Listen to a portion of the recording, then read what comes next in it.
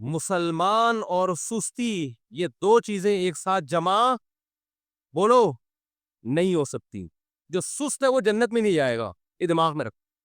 مسلمان سست ہے یا نہیں ہے؟ یہ جواب دینے میں بھی سستی ہو رہی ہے تو سوچو کتنے سست ہوں گے. یہ سوال پوچھا جائے اس میں بھی آدھے گھنٹے میں اگر جواب آئے گا تو اس کا آپ نے اپنے عمل سے ثابت کر دیا کہ مسلمان کیا ہے؟ سست. میرے پاس جب بھی کوئی نوجوان آتا ہے نا کہ میں چاہتا ہوں گناہوں کو چھوڑوں، میں چاہتا ہوں یہ کروں، میں چاہتا ہوں وہ کروں، مجھے پتا ہے کہ جب تک یہ سستی نہیں چھوڑے گا کچھ بھی نہیں چھوڑے گا. یہ ہر کام دنیا میں ہمت سے ہوتا ہے. سست آدمی دنیا میں کسی کام کا نہیں ہے، نہ دین کا نہ دنیا کا. میں نے دین پہ دنیا میں چلنے والے جو بہت ایکٹیو تھے، دنیا میں بڑے ایکٹیو تھے، وہ چاہے وہ پیسہ کمانے میں ہو چاہے وہ پڑھائی میں ہو، جب میں نے دیکھا کہ انہوں نے وہ دین کی طرف آئے نا تو دین میں وہ بہت تھوڑے عرصے میں بہت آگے نکل گئے. بہت تھوڑے عرصے میں وہ بہت آگے نکل گئے.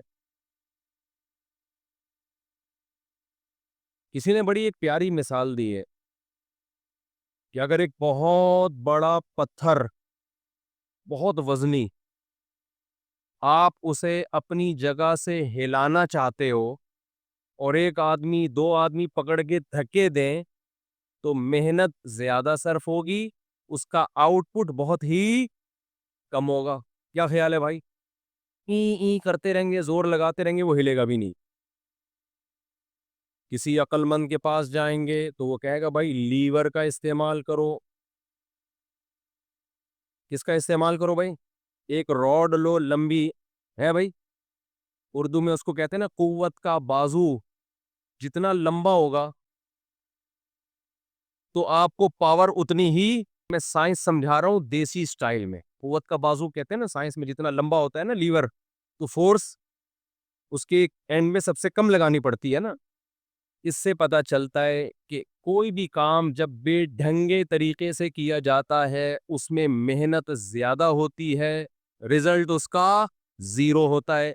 اور جب بھی کوئی کام کھوپڑی شریف استعمال کر کے، پلاننگ کر کے، عقل استعمال کر کے کسی کام کو کیا جائے تو محنت کم ہوتی ہے، آؤٹ پٹ اس کا کیا ہوتا ہے؟ بہت خاندانی ہوتا ہے.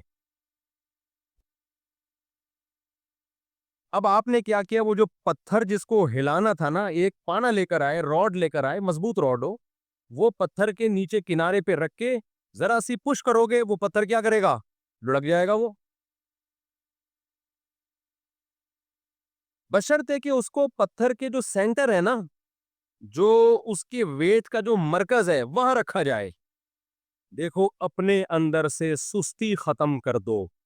کیا ختم کر دو؟ سستی. آپ سے اچھا دنیا میں انشاءاللہ کوئی نہیں ہو. ہر چیز میں ایکوریسی آنا شروع ہو جائے گی. آج مسئلہ سارا سستی کا ہے.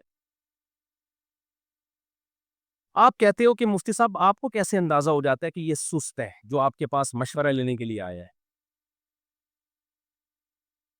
پہلے تو میں آپ کو بتاؤں کہ اسلام، سستی اور اسلام یہ دو ایک دوسرے کے کیا ہیں؟ اپوزٹ. یہ چل ہی نہیں سکتے.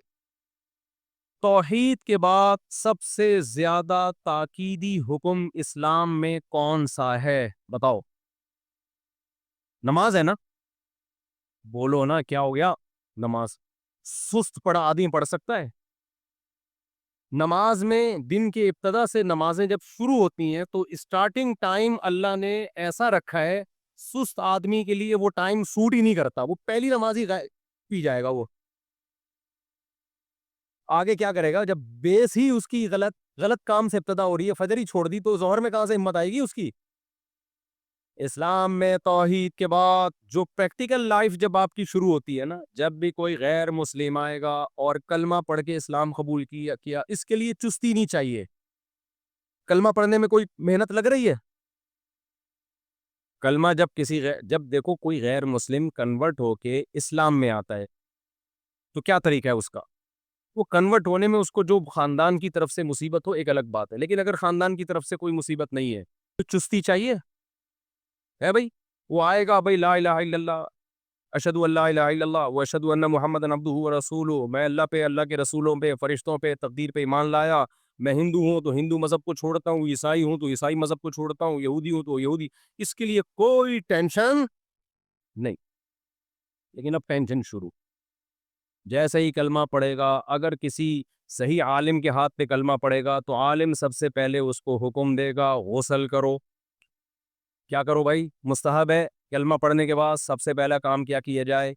پراپر غسل۔ اب کیا ہوگا جی؟ وقتی نماز، کیونکہ اب کلمہ پڑھنے کے بعد جو نمازیں ضائع ہوں گی وہ زندگی بھر تمہارے کندھوں پہ قرض رہیں گی۔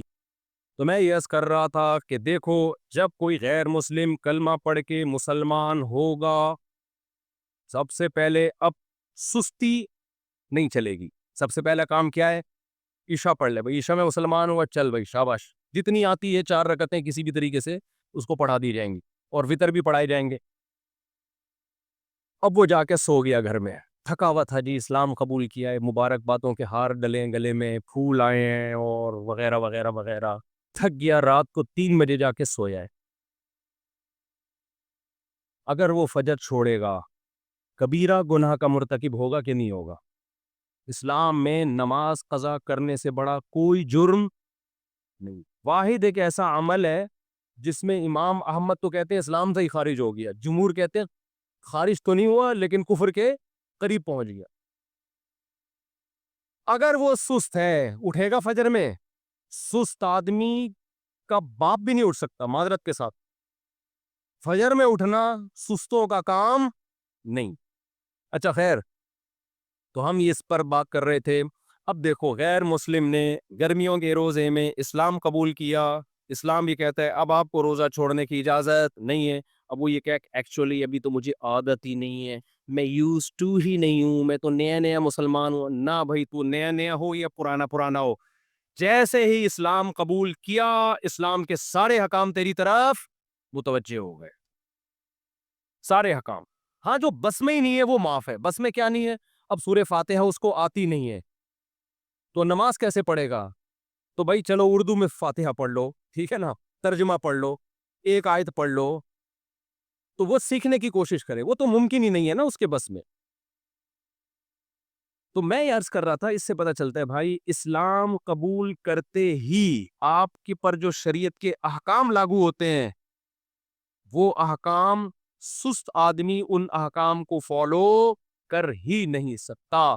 لہذا اسلام اور سستی 2 متضاد چیزوں کے نام ہیں، یہ دونوں کبھی بھی جمع نہیں ہو سکتے۔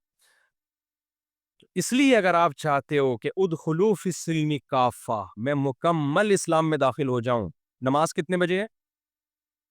7:45 پہ۔ اچھا، نماز انشاءاللہ ٹائم پہ ہی ہوگی، بے شک بیان تھوڑا لیٹ ختم ہو جائے، اذان پھر لیٹ ہو جائے، لیکن نماز انشاءاللہ ٹائم پہ ہی ہوگی، یہ بے فکر رہیں۔ اب اگر بیان ہمارا کمپلیٹ نہ بھی ہوا نا تو ہم باقی 5-10 منٹ کا ٹائم نماز کے بعد لے لیں گے ہم، تو اس میں آپ ٹینشن نہ لیں، کیونکہ نمازیں ٹائم پہ ہی ہونی چاہیے۔ بہت سے لوگ بیان نہیں سننے آئے ہوتے، وہ بلا وجہ پھر غصے ہو رہے ہوتے ہیں، تو بات صحیح ہے کہ ہم ان کا خیال کرنا چاہیے نا۔ تو اس سے پتہ چلتا ہے بھائی، اسلام اور سستی ایک ساتھ جمع کسی قیمت پہ نہیں ہو سکتے۔ تو اللہ میاں نے فجر کی نماز لازم کر کے بتا دیا کہ سست، دیکھو دنیا کی کوئی بھی قوم ایسی نہیں ہے جس کو فجر میں نیند قربان نہ کرنی پڑے۔ کچھ لوگ جلدی سوتے ہیں، کچھ دیر سے سوتے ہیں، لیکن فجر سے پہلے کا ٹائم ایسا ہے جب سو ہی رہے ہوتے ہیں۔ کراچی میں جو گٹکے والے لوگ ہیں، لڑکے گٹر کے ڈھکنوں والے، وہ بھی بیٹھے بیٹھے 3-4 بجے تک بالآخر تھک کے گھر چلے جاتے ہیں اور بستر پہ پڑ جاتے ہیں۔ اللہ نے ٹائم ایسا رکھ دیا ہے یا نہیں؟ اب آپ یہ چاہتے ہو کہ آپ سے گناہ چھوٹ جائیں، آپ نیک انسان بن جاؤ، تو اس کے لیے آپ کو ایک چیز کو پکڑنا پڑے گا، وہ کیا ہے؟ سستی چھوڑ دو، چست بن جاؤ، سب چیزیں سیٹ ہو جائیں گی۔ کم ہمتی سے، جو کم ہمت آدمی ہے نا، وہ دنیا میں کسی کام کا نہیں، وہ نفس اور شیطان کے ہاتھوں چت لیٹا ہی رہتا ہے ہر وقت، کسی کام کا نہیں۔